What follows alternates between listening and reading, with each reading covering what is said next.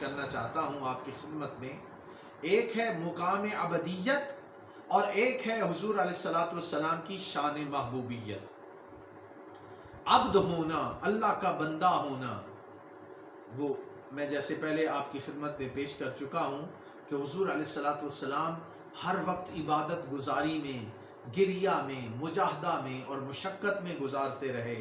خلوت میں اللہ کو یاد کرتے، طویل قیام کرتے، رکوع کرتے، سجدہ کرتے، اللہ کے حضور گریہ وزاری کرتے رہے۔ یہ حضور علیہ الصلوۃ والسلام کا مقام عبدیت ہے۔ اور مقام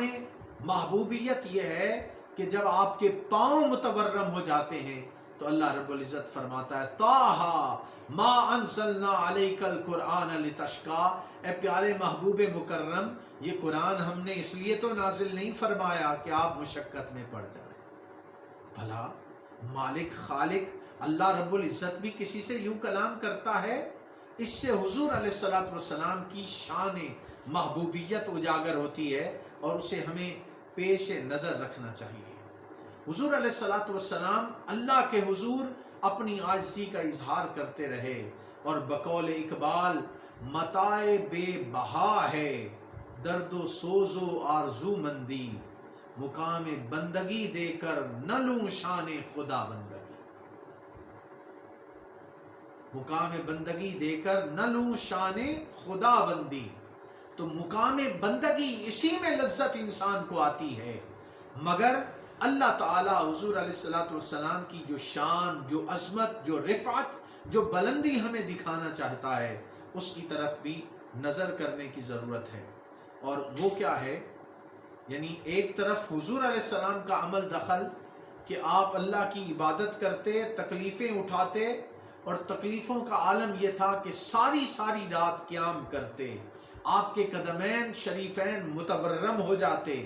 دعوت و تبلیغ کے لیے نکلتے، لوگ آپ پر پتھر بہاتے، آپ کا جسم لہو لہان ہو جاتا، نالین مقدس خون سے بھر جاتے، فاقے کاٹنا اللہ کی محبت کی خاطر،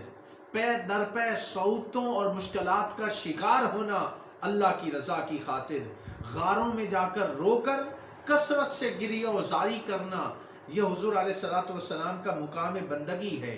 اور کمال عبدیت کا آئینہ دار ہے حضور علیہ السلام کے یہ اعمال۔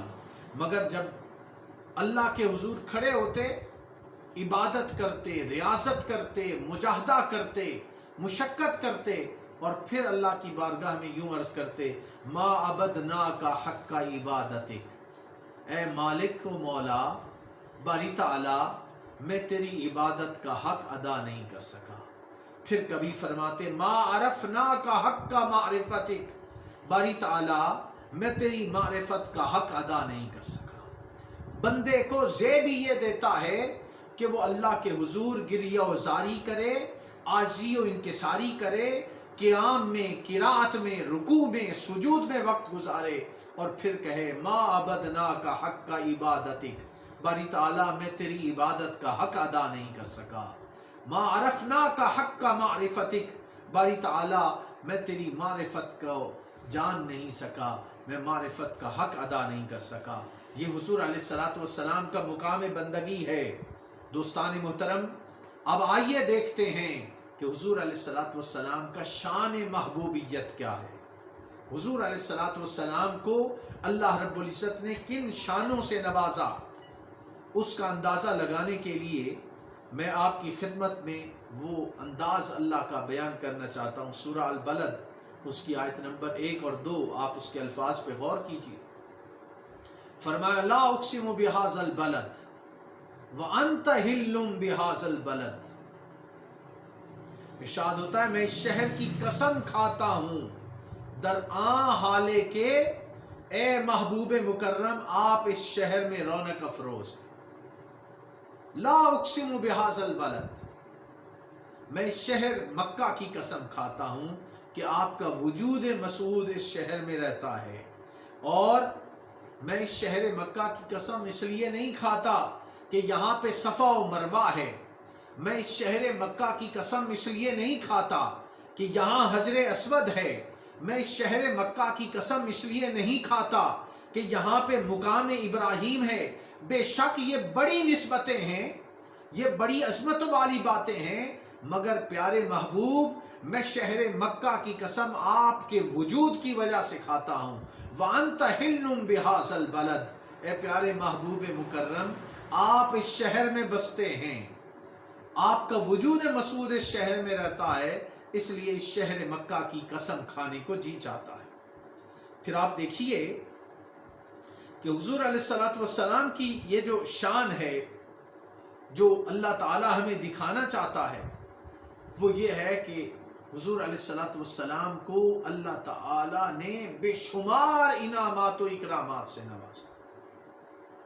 علم میں فضیلت عطا کی، فضل میں فضیلت عطا کی، شان میں فضیلت عطا کی، انسانیت پر فضیلت عطا کی، تمام مخلوقات میں فضیلت عطا کی۔ اللہ رب العزت سورہ النساء کی آیت نمبر 113 میں ارشاد فرماتے ہیں